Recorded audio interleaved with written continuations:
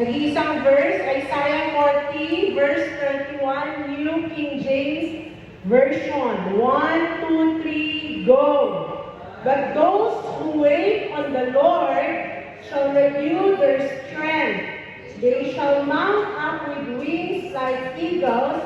They shall run and not be weary. They shall walk and not faint. Lord God Almighty, we thank you for your word tonight. We receive Isaiah 11:2, that the Spirit of the Lord shall rest upon us, the Spirit of wisdom and understanding, the Spirit of counsel and might, the Spirit of knowledge and the fear of the Lord. Thank you, God Almighty, that only the words that you want us to hear will be spoken tonight, not the words that we want to hear, but only the words that you want us to hear. Hide me, Lord, at your back, that you alone be seen, be glorified, and you alone be the one to speak to your people tonight. Father, we thank you for the victory that you have done today and to the rest of our lives. This is all we ask and pray in Jesus' mighty name. Amen. Yan. So, itong verse po na to is all about ano? It's all about ano? Ha?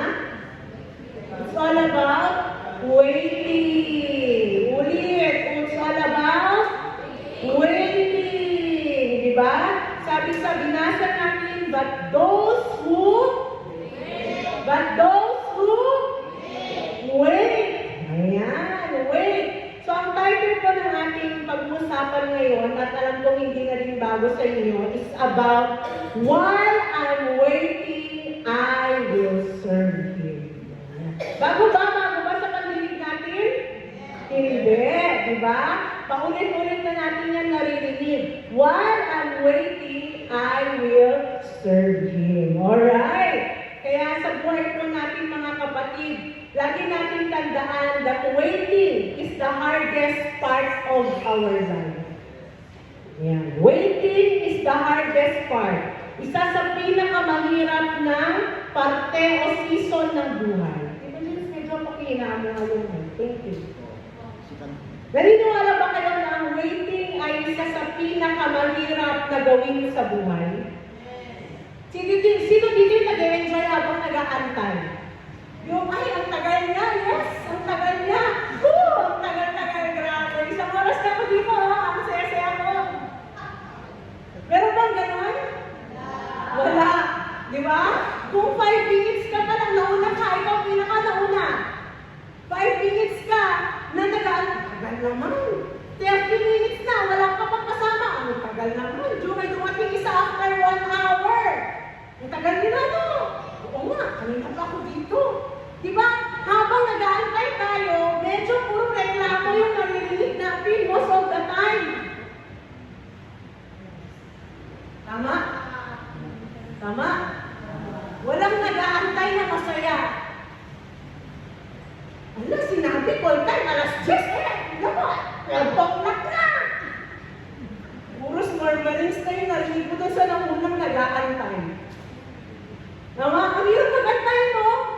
Bakit ka mahirap mag-antay? Diba? Whether we are waiting for an answered prayer, it's hard. Whether we are waiting for our breakthroughs, it's hard. Whether we are waiting for our healing, kagalingan, it's hard. Mas lalo, we're waiting on the coming of the Lord Jesus Christ. Mas mahirap na ngayon kasi wala nang date. Ala Lord, bukas kaya?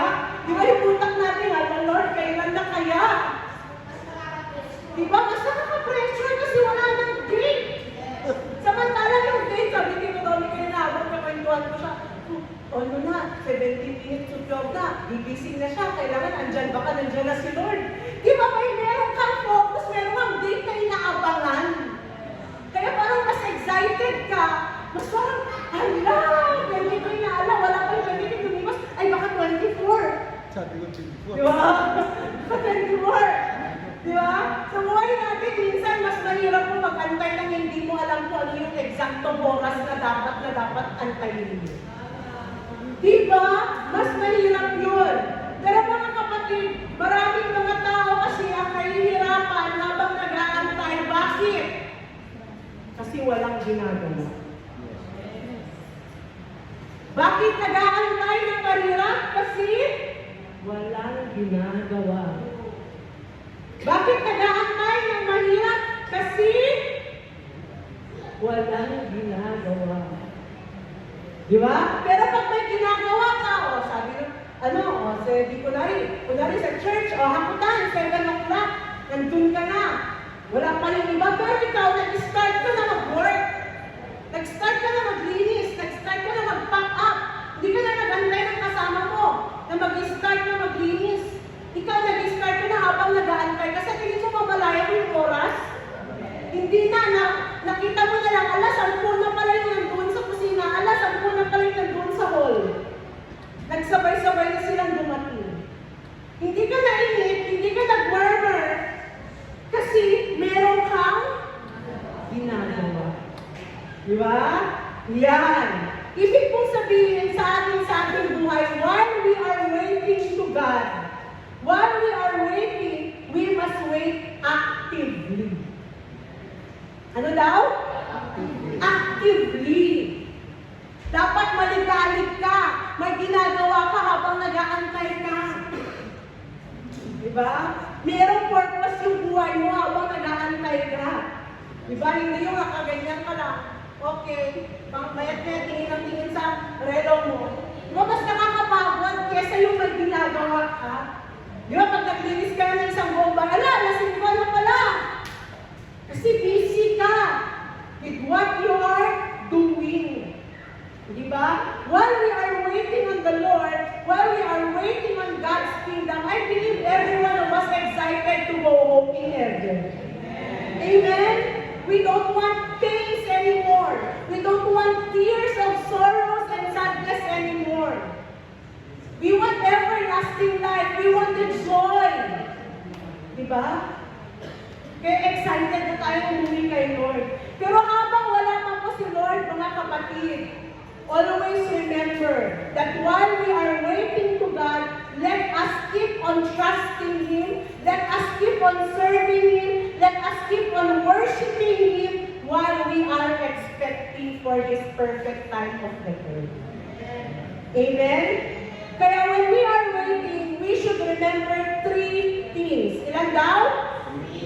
3 things. Number 1, waiting is trusting God's timing. Ano daw? Yan. Waiting is trusting God's timing. Ang buhay po natin, we should not have our own timeline. But we should have the timeline of the Lord. Diba? Waiting reveals where our trust and our heart lies. Saan nakadepende yung puso mo? Saan nakadepende yung pananampalataya mo at paniniwala mo? Kanino ka nakatuon? Kanino nakafocus yung attention mo? Do we trust our God? Do we trust our own deadlines? Or God's perfect schedule? Diba? Minsan kaya ka natatagalan, or minsan kaya tayo natatagalan, kasi nandun tayo sa schedule natin. Hindi po schedule ni Lord. Gets? Kaya feeling mo matagal kasi nagsiset ka ng schedule na hindi naman sinet ni Lord Jesus Christ mismo. Tama? Kaya akala mo, ano ba yan Lord? Ang tagal-tagal naman. Hindi naman yung timeline mo, timeline ni God. Diba? Iba ang timeline ng Diyos sa timeline natin. Sabi pa nga sa Bible, 1,000 days is 1 day in the house of the Lord. Pero ito yun, no? 1,000 araw ay katumbas, 1 araw lang sa Diyos. Okay? Magkarayo tayo ng timeline kay God. Magkaiba tayo ng timeline kay Lord. Kaya huwag natin ibabasa yung timeline ng buhay natin sa timeline na ibinigay sa atin ng Diyos. Amen? Waiting is not wasted time when it's anchored with faith. Yan. Kung may pananampalataya po tayo habang nag-aantay sa Diyos, hindi po masasayang ang ating pag-aantay. God's time is not always our time. But His time is always the right time. Ulit, God's time is not always our time, but His time is always the right time. Diba? Akala mo wala na? Akala mo tapos na? Akala mo end na? Hindi pa pala. May perfect time pa pala ang Panginoon. Because according to Ecclesiastes 3 verse 11, recite, 1, 2, 3, go! Yun. He makes everything beautiful in This time. kanino daw? This time. His time. Is it your time? Is it my time? Is it our time? It's in God's time. Yan. Kaya sabi mo sa katabi mo, hindi mo panahon. Hindi mo oras. Oras ng Diyos. Amen? And always remember that God's delay are not His denials. Amen? Hindi pwede na delay ka na, kaya hindi ka na pwede pumasok ng langit o naliwan ka na sa rapture. Diba? Kundi, merong provision of grace and mercy ang Panginoon sa atin. Amen? Kaya sa buhay natin, gaya po ni Abraham, ang tagal na tupad ng pangako ng Diyos sa kanyang buhay. They waited 25 years before Isaac was born. Akala ni Sarah, kaya-kaya niyang planuhin at tuparin ang plano ni Lord. Ano yung mga katabi mo, ikaw ba si Sarah? Pinaplano mo na yung plano ni Lord. Sinasaktuwaran mo na yung plano ni Lord. Gumagawa ka na ng sarili mong hakbang para matupad ang plano ni Lord. Minsan kasi ganun po mga kapatid, di ba? Gumagawa tayo ng nalaman lang natin na, ay, magkakaroon ako ng anak. Magkakaroon ng maraming anak si Abraham. Ay, paano mangyayari? Nag-isip-isip na si Sarah. Di ba? Gumawa niya siya ng sarili niyang hakbang. Pero hindi niya alam, meron palang hakbang si Lord. Meron palang plano si Lord. Di ba? Hindi porke ito yung sinabi sa'yo ni Lord na plano niya sa buhay mo, gagawa ka na ng sarili mong way para matupad yun. Di ba? Minsan kasi gumagawa tayo ng sarili natin way para matupad yung akala natin na promise sa atin ni Lord. Pero hindi pala. Sabi ni Pastor, sino nagsabi nun? Si Pastor Bernard ba yun? Pastor Bernard Gan. Parang one of our guest speakers, sabi niya po sa akin, hindi na ma-remember ko na sa harap ko nakaupo nun. Sabi niya naman sa akin, ikaw ang unang magiging milyonaryo sa pamilya mo. Sabi niya sa akin. Di ko na matandaan kung sino talaga yun, nagsabi yun.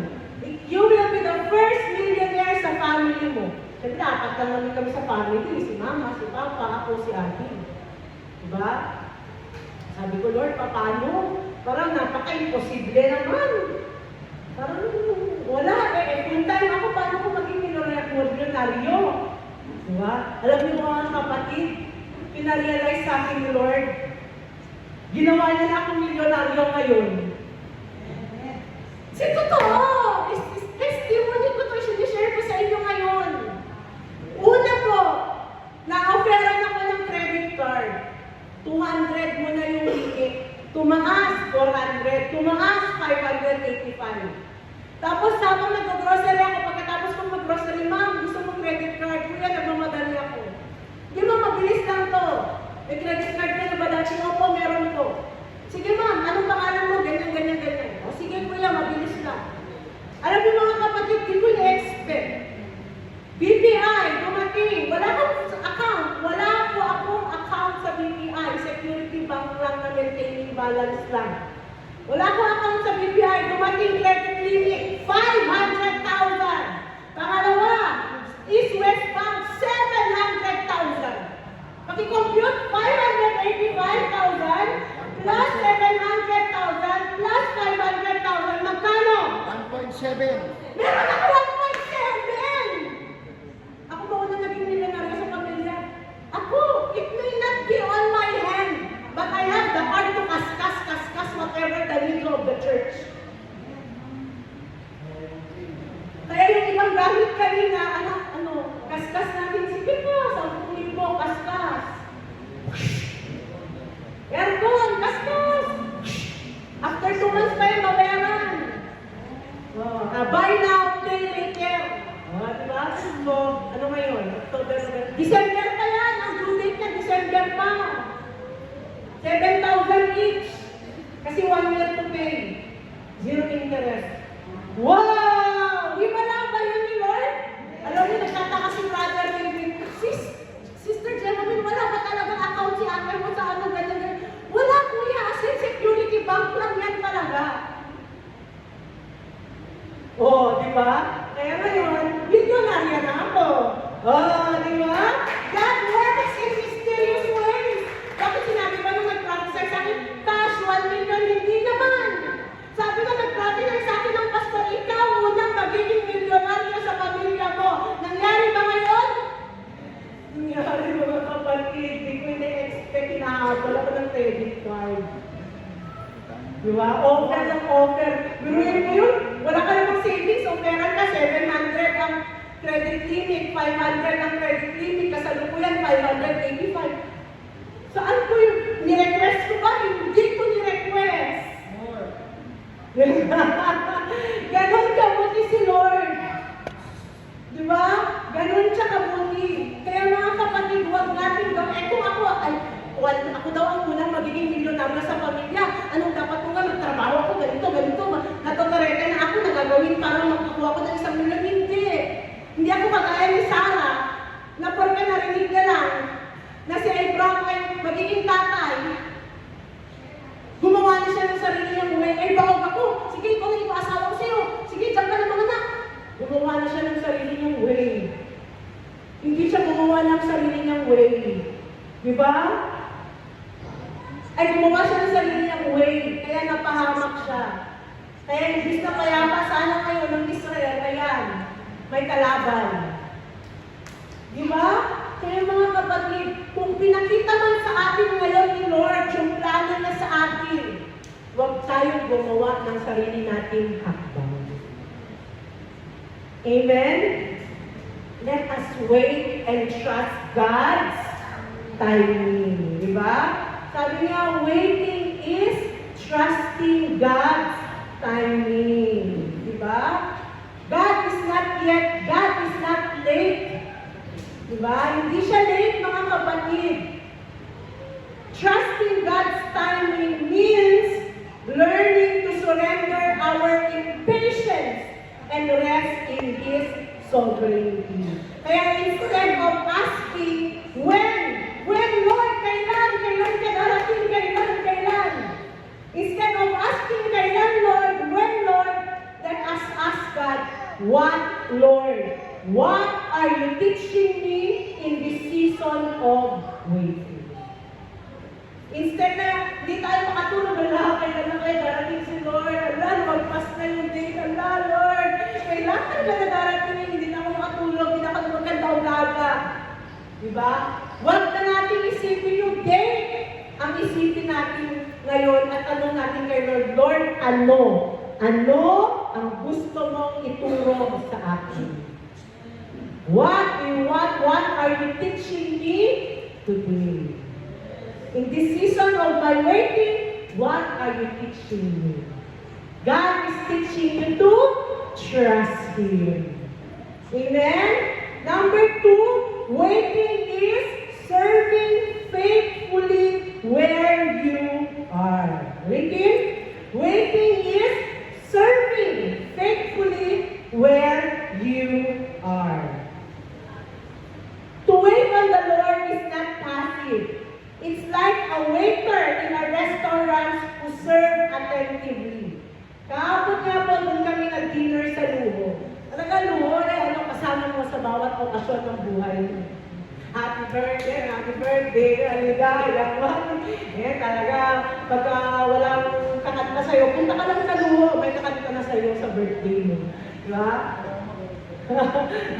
Di ba? Oh, kahapon, doon kami nag-dinner, nag-celebrate ng birthday ni Mama. Ngayon, bawat taas ng kamay mo, taas mo yung kamay mo ha, may lalapit na kagad sa'yo. Yes, ma'am? Bawat taas ng kamay mo, kahit maya ka magtaas ng kamay, kahit wala kang nakikita na katingin sa'yo, mamaya-maya, 5 seconds, 10 seconds, may lalapit sa'yo. Ano po yun, ma'am? May magtatanong na sa'yo. And those are the waiters. And what are they waiting? While they are waiting, they are serving. Diba? Hindi sila matatawag na waiters kung hindi sila nagsaserve. Ayan. Kaya sa atin, sa buhay natin mga kapatid, sometimes we think, when we get our breakthrough, that's the only time we serve God. Diba? Sometimes, we think when we get our answered prayer, that's the only time we serve God. No! While you are waiting for your answered prayer, while you are waiting for your breakthrough, while you are waiting for the coming of the Lord Jesus Christ, kapatid, learn to serve faithfully to the Lord. Amen? Let us learn to serve. Yan. Diba? Sabi nga ni Lord, serve me. To wait on the Lord is to serve Him. Not to seek idol. Ulit. To wait on the Lord is to serve Him. Not to seek idol. Ano ibig sabihin ng idol? Yung nakaupo ka tapos wala kang ginagawa. Yung tamad na tamad ka. Yung nakaupo ka pero wala kang, nag-aantay ka pero wala kang action na ginagawa. Yun yung nag-aantay ng idol. Nakatulala lang siya dyan. Sa upuan na yan. Diba? Kaya nga mga kapatid, while we are waiting, we must keep active or do something useful while we are waiting.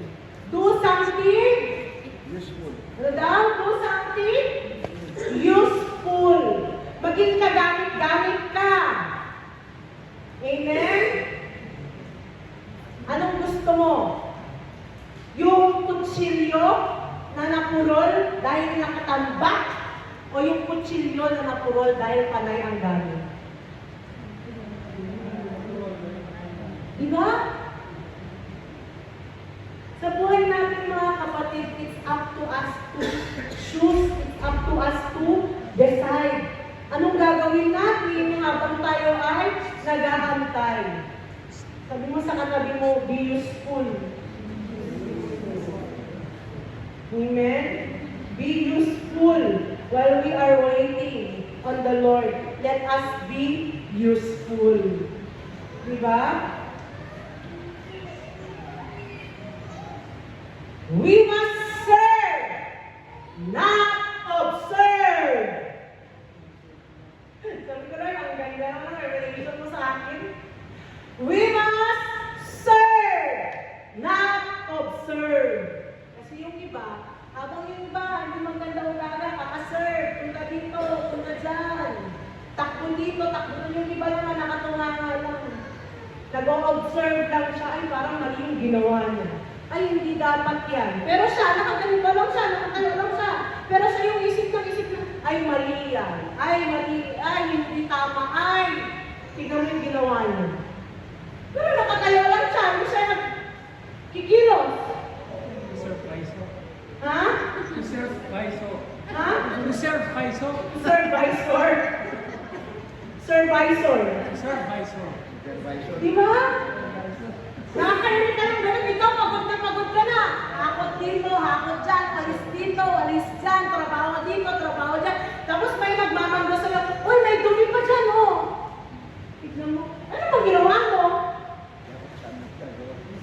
Mando-mando ka dyan, may dumi. Ikaw kaya pumunot, kanina ka na nakakano ka lang, wala kang ginagawa. Diba? Kaya sabi ko kay Lord, ang ganda. Diba?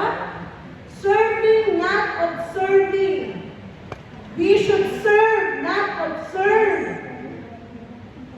Kasi minsan, kaka-observe natin, hindi natin alam, mas malaki na pala yung dumi dyan sa mata mo. Mitak. Ha? Mitak. Mitak. Mitak. Ano yun? Mitak. Mutak. Mitak. Muta. Mitak po yun. Sabi ba nga, troso sa Bible? Troso na daw yung nakalagay dyan sa mata mo. Tingin ka ng tingin sa kamalian ng iba, pero sa sarili mo wala kang nakikita. Diba? Observe ng observe, pero hindi naman marunong mag-serve. Hello?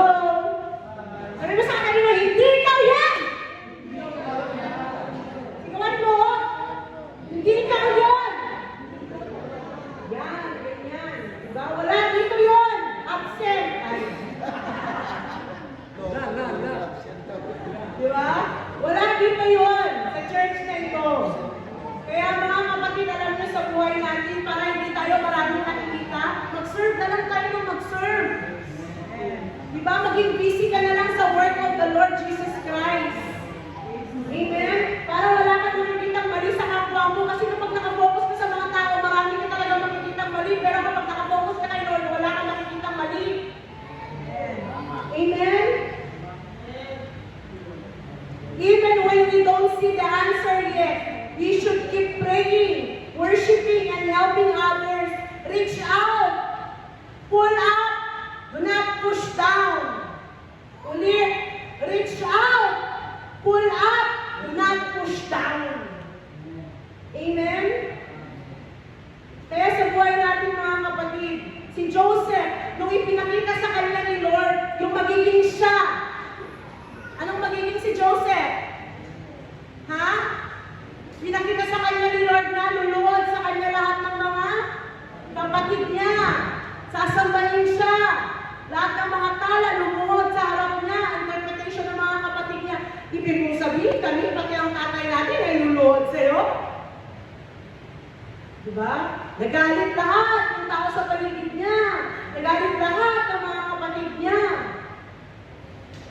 But even while wrongfully in prison, he interpreted dreams, managed responsibilities, and honored God.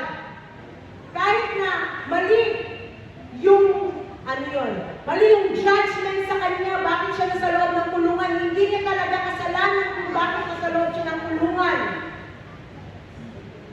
Nag-serve pa rin siya, mga kapatid. Naging responsible pa rin siya. At higit sa lahat, he still honored God. His faithfulness in the waiting prepared him to be the ruler of Egypt. Again, his faithfulness in the waiting prepared him to rule over Egypt.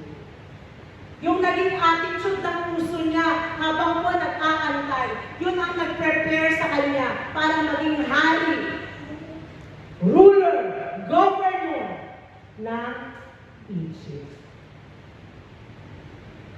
Kasi kung hindi pumasa si Joseph sa mga pagsubok ngayon, mga kapatid, baka hindi naman na-fulfill sa kanya yung promise niya. Baka hindi din na-fulfill sa kanya yung vision niya. Diba? He waited in prison, yet he served with excellence until the day God lifted him up. Diba? Hindi niya alam kung kailan. Lord, kailan ba matatapos to? Lord, kailan mo ba gagawin yung pangako mo sa akin? Hindi po siya nagsabi sa Lord ng gano'n.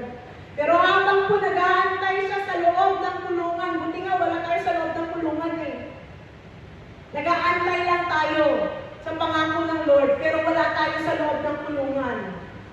Si Joseph, nasa loob siya ng kulungan habang nag-aantay ng pangako ng Panginoon. Pero kahit nasa loob siya ng kulungan habang nag-aantay sa pangako ng Diyos, siya po ay naglingkod ng 100% sa kanyang buhay. Tayo, hindi naman tayo nakakulong. Kaya walang rason para hindi tayo maglingkod ng 100%. Amen? Amen ba? O gusto niyong makulong? Bahala ka dyan. Joseph did not know that the Lord is just testing his heart. What would he do in the middle of chaos and in the middle of process along God's plans? What would he do in the middle of chaos, in the middle of imprisonment, in the middle of the process going to the plans? What would he do? Ano ang gagawin niya? Ano ang gagawin natin? Di ba? Kaya nga sabi sa Luke 16 verse 10, whoever can be trusted with very little can also be trusted with much. Luke 16:10. Kaya kung yung first application natin mga kapatid, let us not ask God, when, Lord, when? But instead, ask God, what, Lord? What are you teaching me? Yun yung number 1. Number 2, let us not ask God, when, Lord, when? Let us ask God, what, Lord? What do you want me to do in this season? Kung yung una, what are you teaching me?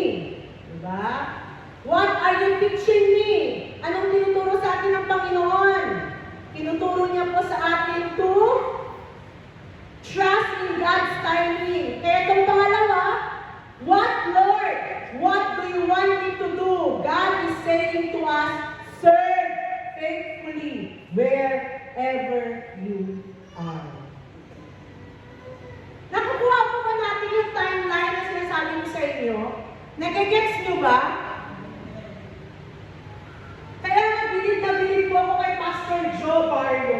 Si Pastor Joe Barrio po ay isa sa mga IT po siya at pinagyaman po siya ng Panginoon. Siya po ay taga-ibang bansa at naging teacher po namin siya sa Bible School at naging guest din po siya sa Come to the River noon.